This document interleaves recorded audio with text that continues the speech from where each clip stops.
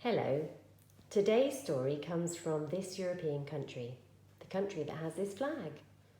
Have a look at it for a moment and see if you can work out what country that might be. If you said Spain, you are correct. Today's story is a Spanish story called The Half Chick. Now this story is a translation into the English language from the Spanish language, so some of the words are a little peculiar, for us anyway, and there might be a few mistakes here and there. See if you can spot them as I read through. Otherwise, just enjoy the story.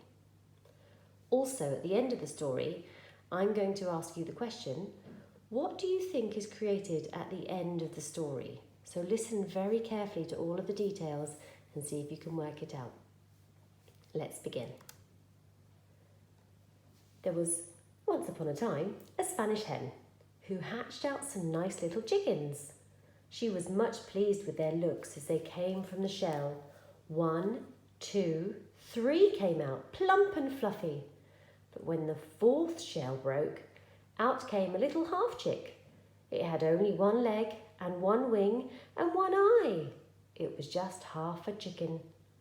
The hen mother did not know what in the world to do with the queer little half chick. She was afraid something would happen to it, and she tried hard to protect it and keep it from harm. But as soon as it could walk, the little half chick showed a most headstrong spirit, worse than any of its brothers. It would not mind, and it would go wherever it wanted to. It walked with a funny little hoppity kick, and got along pretty fast. One day, the little half chick said, "Mother, I am off to Madrid to see the king. Goodbye." The poor hen mother did everything she could think of to keep him from doing so foolish a thing. But the little half chick laughed at her naughtily. "I'm for seeing the king," he said. "This life is too quiet for me." And away he went, hoppity kick, over the fields.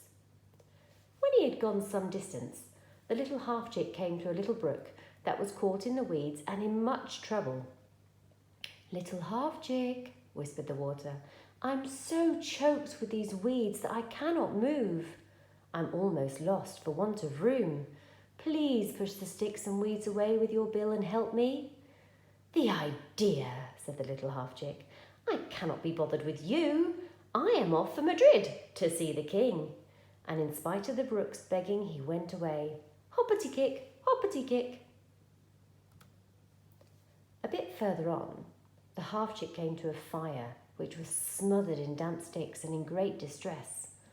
"Oh, little half chick," said the fire, "you are just in time to save me. I am almost dead for want of air. Fan me a little with your wing, I beg." "The idea," said the little half chick. "I cannot be bothered with you. I am off to Madrid to see the king." And he went laughing off, hoppity kick. When he had hoppity kicked a good way and was near Madrid, he came to a clump of bushes where the wind was caught fast. The wind was whimpering and begging to be set free. "Little half chick," said the wind, "you are just in time to help me.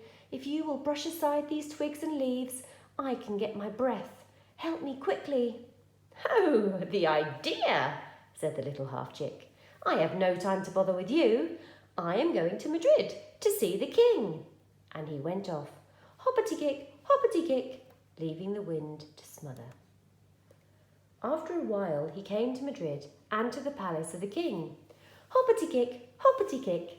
The little half chick skipped past the sentry at the gate and hoppity kick, he crossed the court. But as he was passing the windows of the kitchen, the cook looked out and saw him. "The very thing for the king's dinner," she said. "I was needing a chicken." And she seized the little half chick by his 1 wing and threw him into a kettle of water on the fire. The water came over the little half chick's feathers, over his head, into his eyes. It was terribly uncomfortable. The little half chick cried out, "Water, don't drown me. Stay down, don't come so high."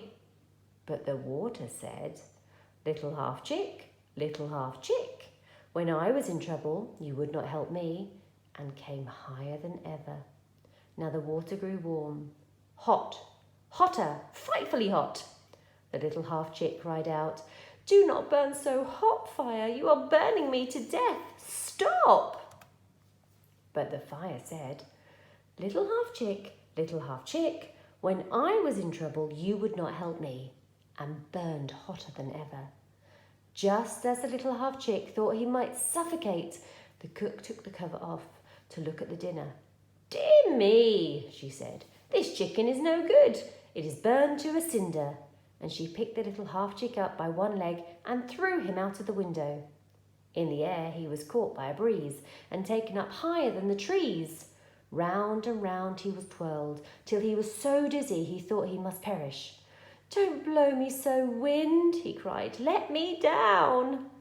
Little half chick, said the wind. When I was in trouble, you would not help me. And the wind blew him straight up to the top of the church steeple and stuck him there fast. There he stands to this day, with his one eye, his one wing, and his one leg. He cannot hop a kick any more, but he turns slowly round when the wind blows and keeps his head toward it to hear what it says. So, what do you think is created at the end of the story?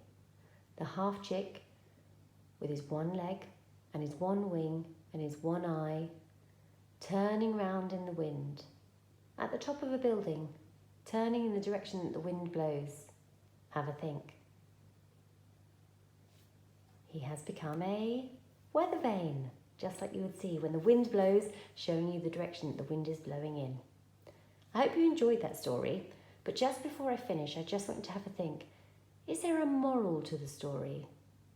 How did the half chick behave? Was there something he probably could have done a little bit better or been a little bit nicer?